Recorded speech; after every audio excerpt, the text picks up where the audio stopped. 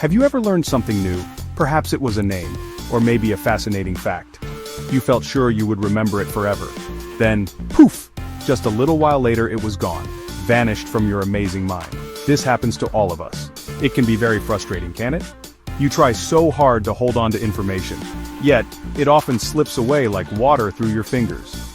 Why does your brilliant brain let this happen? It seems like a puzzle. Your brain is truly incredible. It is a supercomputer. It processes so much information every single second. Think about all the things you see. Think about all the things you hear. Add what you touch, taste, and smell. That is a huge amount of data. If your brain tried to keep every single piece of information, it would be overwhelmed. Imagine trying to find one specific memory. It would be like searching for a tiny needle in a giant haystack. So your brain has a clever system. This system helps decide what is important. It filters out what it thinks you do not need. This might seem like a bad thing when you forget a birthday, or when you forget where you put your keys. But overall, this filtering is very useful. It helps you focus on what matters right now. It keeps your mind clear and ready for new experiences. Forgetting is not always a failure of your memory. Sometimes it is your brain working efficiently. It is making space for new, more relevant learning. So when you forget, do not feel too bad. It is a natural part of how your mind works. It is part of being human. The good news is, you are not helpless. There are amazing ways to tell your brain what is important. You can learn techniques to hold on to information longer. You can train your memory to be stronger. This journey will show you how. You will discover the secrets to a better memory. You can unlock more of your mind's incredible power. Let us begin this exciting adventure together. A long time ago, a clever man studied memory. His name was Hermann Ebbinghaus. He was a German psychologist. He lived in the late 1800s. He wanted to understand how we forget, so he did many experiments. He even used himself as the test subject. He memorized lists of nonsense syllables. These were words like zoff or wux. He used these so his prior knowledge of real words would not interfere. He wanted to see how quickly he would forget them. His findings were quite surprising. What Ebbinghaus discovered is now famous. It is called the forgetting curve. This curve shows something quite dramatic. We forget things very, very quickly. Right after learning something new, the forgetting starts. In fact, you might forget a large chunk within the first hour. Imagine that. You spend time learning and then much of it disappears so fast. Ebbinghaus found that after just 20 minutes, he had forgotten over 40% of what he learned. That is a lot of lost information very quickly. The curve continues to drop. After one day, you might remember only about 30% of the original information. That means about 70% is gone. Think about a lecture you attended, or a book chapter you read. If you do nothing to reinforce that learning, most of it fades away. This is why simply reading or listening once is often not enough. The forgetting curve shows us a clear pattern. It tells us that our natural tendency is to forget. Without effort, new knowledge is very slippery. But do not despair. Ebbinghaus's work also gives us clues. It shows us the challenge we face. Knowing about the forgetting curve is the first step. It helps us understand why we need memory strategies. It highlights the importance of revisiting information. If we know we forget quickly, we can take action. We can fight against this natural decline. We can use smart techniques to flatten that curve. We can keep more of what we learn. This is where memory hacks become your superpower. Your brain is like a very busy gardener. It is constantly working in the garden of your mind. Some plants or memories are nurtured and helped to grow strong. Other plants or less important information are pruned away. This pruning process might sound a bit scary. You might think, I don't want my brain to cut away my memories. But it is a vital process. It helps keep your mental garden healthy and organized. Without it, your mind would become overgrown and chaotic. Imagine a garden full of weeds. So, how does your brain decide what to keep? It looks for certain signals. One important signal is repetition. If you encounter information multiple times, your brain thinks, this must be important. It is like telling the gardener, please water this plant regularly. Another signal is emotional connection. If a piece of information is tied to a strong emotion like joy, fear, or surprise, your brain flags it.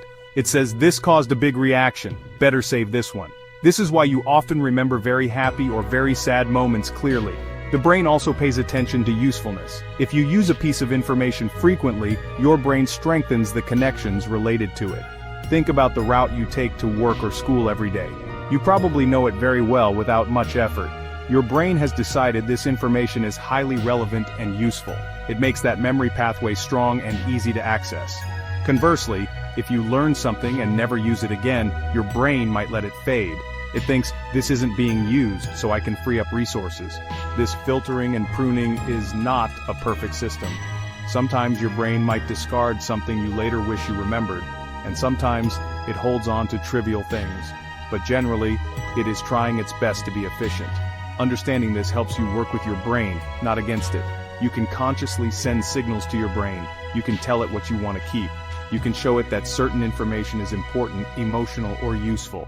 This is the key to taking control of your learning and memory. You become the head gardener.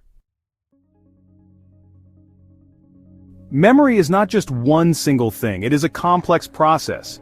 It has different stages. Think of it like sending a letter. First, you have to write the letter. Then, you put it in an envelope and store it. Finally, you need to be able to find it and read it again. The first stage, like writing the letter, is called encoding. This is where new information enters your brain. It is transformed into a code that your brain can understand and store. This is a crucial first step. Encoding happens through your senses. You see something, you hear something, you touch, taste, or smell something. All this sensory information comes into your brain. Your brain then processes it. It tries to make sense of it. It connects it to things you already know. The better you pay attention during this stage, the better the encoding will be. If you are distracted while someone is telling you their name, you might not encode it properly. It is like trying to write a letter in a shaky, bumpy car. The message will be unclear. There are different ways to encode information. One way is shallow processing. This is when you only pay attention to the surface features. For example, you might notice the shape of letters in a word, or the sound of a word. This usually leads to weak memories. A much better way is deep processing. This is when you think about the meaning of the information. You connect it to your own experiences, you ask questions about it. This creates stronger, more lasting memory traces. It is like writing a very detailed and meaningful letter. So to improve your memory, start with encoding. Pay close attention. Minimize distractions when you are learning something new. Try to understand the meaning behind the information. Do not just passively receive it. Actively engage with it. Think about how it relates to what you already know. The more effort you put into encoding, the better chance that information has of being stored properly.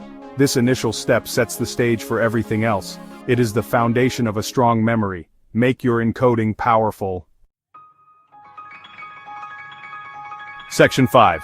Building your memory bank. The secrets of storage. Once information is successfully encoded, it needs a place to stay. This next stage of memory is called storage. Think of this as putting your well-written letter into a safe filing cabinet or saving a file on your computer's hard drive. Your brain has different storage systems for memories. Some memories are stored for a very short time. This is like jotting a phone number on a scrap of paper that you will soon throw away. This is often called short-term memory or working memory. It holds information you are currently using. Short-term memory has a limited capacity. It can only hold a few items at a time, usually around 7 pieces of information, plus or minus 2. It also does not hold information for very long, maybe just a few seconds or minutes, unless you actively work to keep it there. For example, if you look up a phone number and then repeat it to yourself until you dial it, that is you using your short-term memory. But what about memories you want to keep for days, weeks, or even a lifetime? Those need to go into a different system. This more permanent storage system is called long-term memory. This is like a vast library in your mind. It has an almost unlimited capacity to store information. Memories that are important, meaningful, or frequently used get transferred from short-term to long-term storage. This process is called consolidation. It often happens when you are sleeping.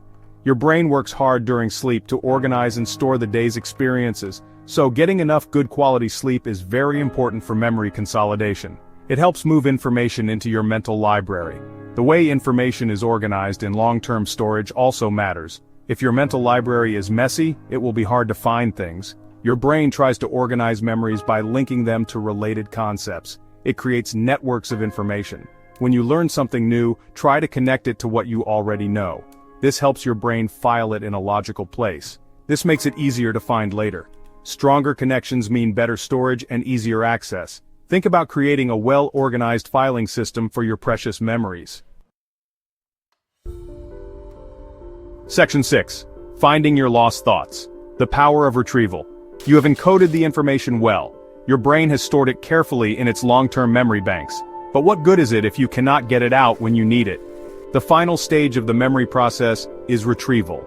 This is like going to your filing cabinet or library. You need to find that specific letter or book. Retrieval is the act of accessing and bringing stored information back into your conscious awareness. Sometimes this is easy. Sometimes it feels impossible, like the information is on the tip of your tongue. Successful retrieval often depends on how well the information was encoded and stored. If you paid close attention and linked the new information to existing knowledge, retrieval is usually smoother. It is like having a good map to find your way in the library. Cues can also help a lot. A cue is like a hint or a reminder. It can be a word, an image, a smell, or even a feeling. These cues can trigger the memory and help you access it. For example, smelling a certain perfume might suddenly bring back a memory of a person or a place. Context can also be a powerful retrieval cue. This is known as context-dependent memory. You are often better at remembering information if you are in the same environment where you learned it. If you studied for an exam in a quiet library, you might recall the material better during the exam if the exam room is also quiet. Your brain associates the information with the surroundings. Similarly, your emotional state can be a cue. If you were happy when you learned something, you might remember it better when you are happy again. This is state-dependent memory. Sometimes, retrieval fails. This is when you experience that frustrating tip-of-the-tongue feeling. You know it, but you just cannot quite grasp it. This does not always mean the memory is gone forever. It might just mean your retrieval pathway is temporarily blocked or weak. Trying different cues can help, or sometimes just relaxing and thinking about something else can allow the memory to pop up later. Understanding retrieval helps you develop strategies to find those lost thoughts. You can become a master at navigating your own mind. Section 7. Beat the curve, spaced repetition and active recall in action. Now that we know about the forgetting curve, what can we do? We can use powerful, scientifically backed methods. One of the best is called spaced repetition. This is a genius idea. Instead of cramming all your studying into one long session, you spread it out. You review the material at increasing intervals. For example, you might review it after 1 day, then after 3 days, then after a week, and so on. This tells your brain, hey, this information is important, keep it. It fights the natural forgetting process. Think about learning new vocabulary words for a language. If you just read them once, you will likely forget most of them. But what if you use spaced repetition? You could use flashcards, review them today. Tomorrow, review the ones you got wrong, and maybe a few you got right. A few days later, review them all again. Each time you successfully recall a word, you can wait longer before reviewing it again. This strengthens the memory trace each time. It makes the memory more durable. It flattens that pesky forgetting curve significantly. Another amazing technique is active recall. This is the opposite of passive review. Passive review is just rereading your notes or highlighting text. That is not very effective. Active recall means actively trying to retrieve the information from your memory. You test yourself. You ask yourself questions. Can you explain the concept in your own words without looking at the book? Can you solve a problem without looking at the solution? This effort of trying to remember strengthens the memory much more than just rereading. Imagine you are learning about historical events. Instead of just rereading the chapter, close the book. Try to write down the main events and their causes, or try to explain it to an imaginary friend. This struggle to recall is where the magic happens. It shows your brain what you know and what you do not know. It makes the connections stronger. Combining spaced repetition with active recall is a superpowered combination. Test yourself at those spaced intervals. This is how you truly master information and make it stick for the long term. Section 8. Make it stick. Teaching emotions and seeing to believe. Want another powerful way to remember something? Try teaching it to someone else. This is sometimes called the protege effect. When you prepare to teach, you have to understand the material deeply. You have to organize it in a logical way. You have to think about how to explain it clearly. This process itself forces you to engage with the information at a much deeper level. It is like supercharged active recall. You are not just retrieving it for yourself, you are structuring it for others. This makes the memory very strong. You do not even need a real person to teach. You can explain it to your pet. You can talk to a rubber duck on your desk, or you can simply write it out as if you were creating a lesson plan. For example, if you are learning a complex scientific process, try to explain it step by step to your imaginary student. What questions might they ask? How can you simplify the difficult parts?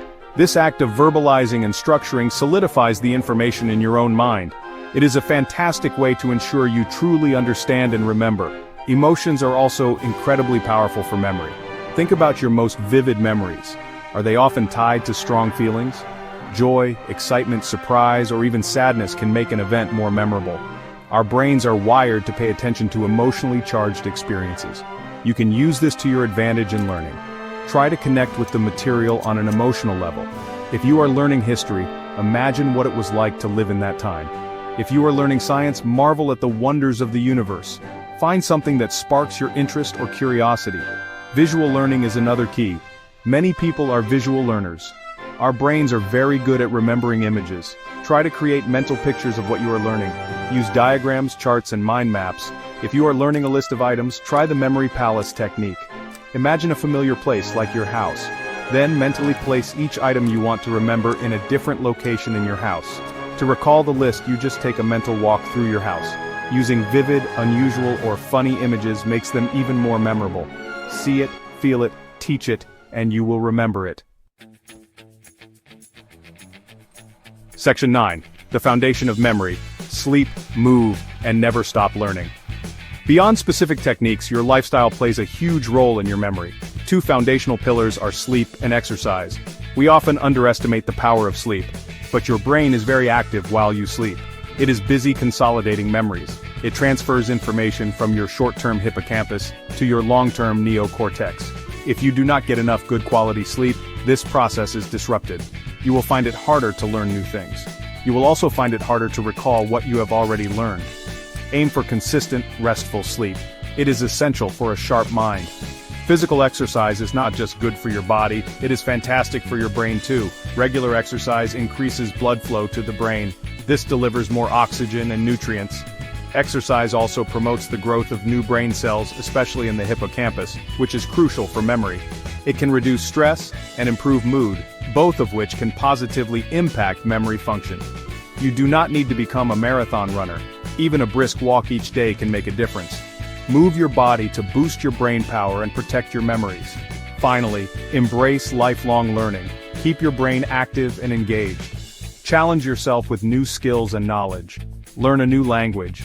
Pick up a musical instrument. Read widely. Do puzzles. The more you use your brain, the stronger and more flexible it becomes. Learning creates new neural pathways. It keeps your mind agile. Think of your brain as a muscle. If you do not use it, it can weaken. But if you exercise it regularly with new learning, it will stay sharp and capable for years to come. Your memory is a precious gift. So, there you have it. We have explored why we forget. We have seen how memory works. And you now have a toolkit of powerful strategies, from spaced repetition and active recall to teaching and visual aids. And do not forget the importance of sleep, exercise, and continuous learning. You have the power to beat the forgetting curve. You can enhance your memory. You can unlock more of your incredible mental potential. Start today. Choose one or two techniques. Apply them. You will be amazed at what your brilliant mind can achieve.